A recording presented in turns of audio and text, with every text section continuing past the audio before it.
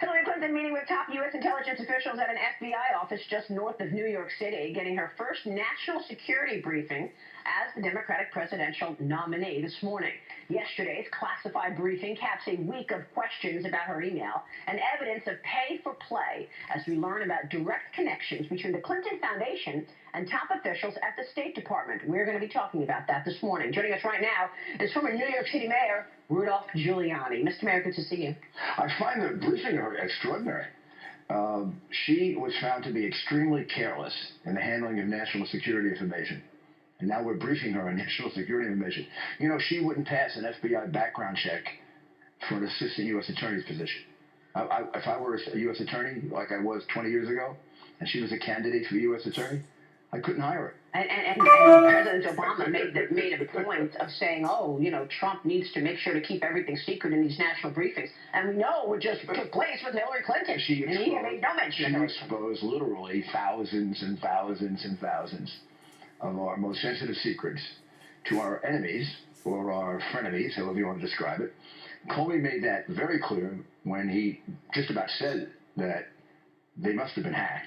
And anyone who knows anything about cybersecurity, and I do that for a living, knows that it would be, to me, a surprise if the Chinese and the Russians, and maybe even some of our friends, don't have most of those emails. Yeah, I want to ask you about that. And I know this is one of your specialties, is cybersecurity. So I want to ask you about that as well as the Clinton Foundation. But let's kick it off right now with Donald Trump and what he's been doing ahead of the important debate, September 26th. You've been strategizing with him. Is he beginning to narrow the gap between himself and Hillary? You see it every poll. Yeah. So a couple of weeks ago, he was down anywhere from 5 to 12 points in polls. Now he's in some polls, like the Los Angeles Times, he's ahead by 2.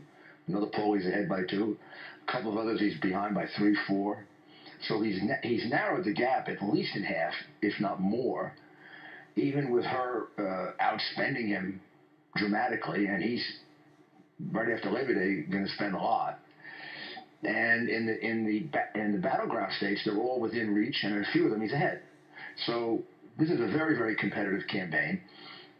I do believe that these people are such bigger-than-life personalities that this is going to depend on the debates. It's going to depend on what the American people think of these two people. Right.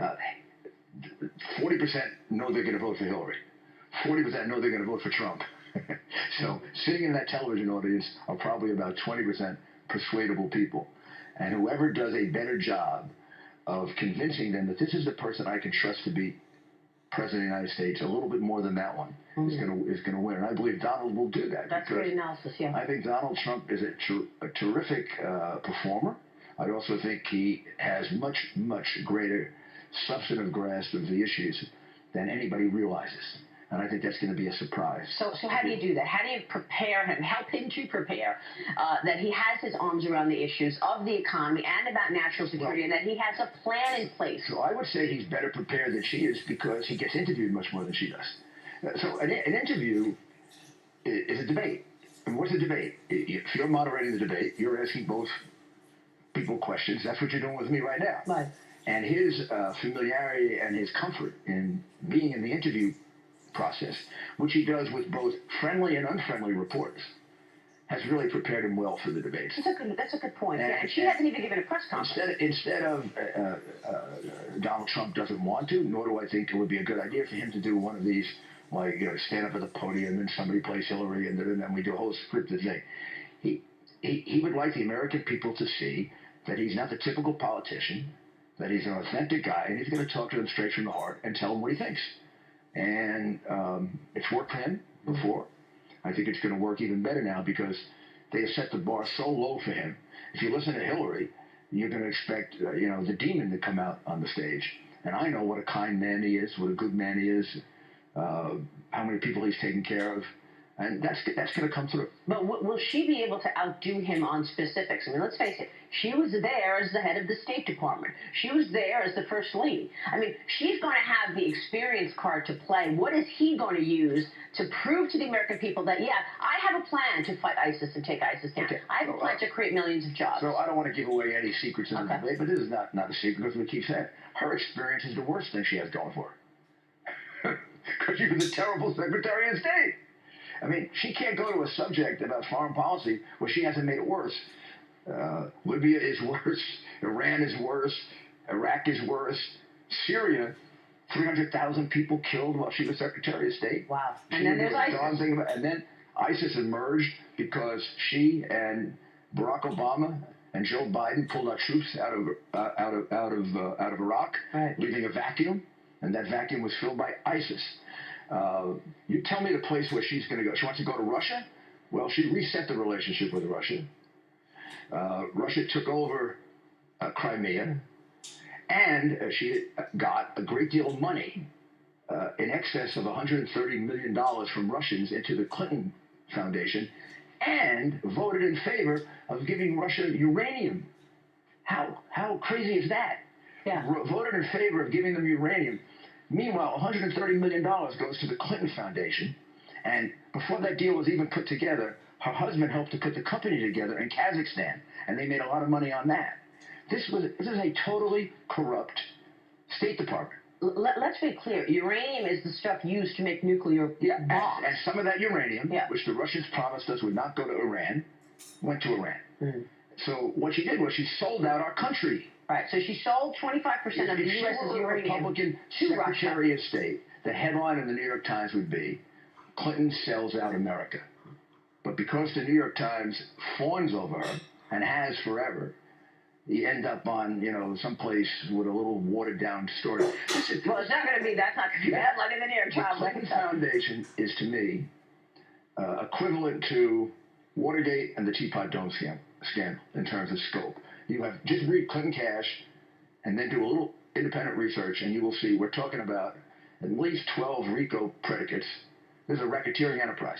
The Clinton Foundation is where you paid the money. The State Department is where you got your access. And you didn't just get access. You got favors. You got the sale of uranium. That's a quid pro quo. You got a meeting with the American ambassador to Lebanon. That's a quid pro quo. Bahrain. The exact same thing with UBS.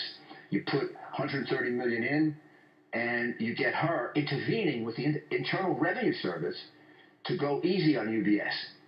Wow. That, to me, old prosecutor that I was, we used to call that in the old days, maybe it doesn't exist anymore, bribery.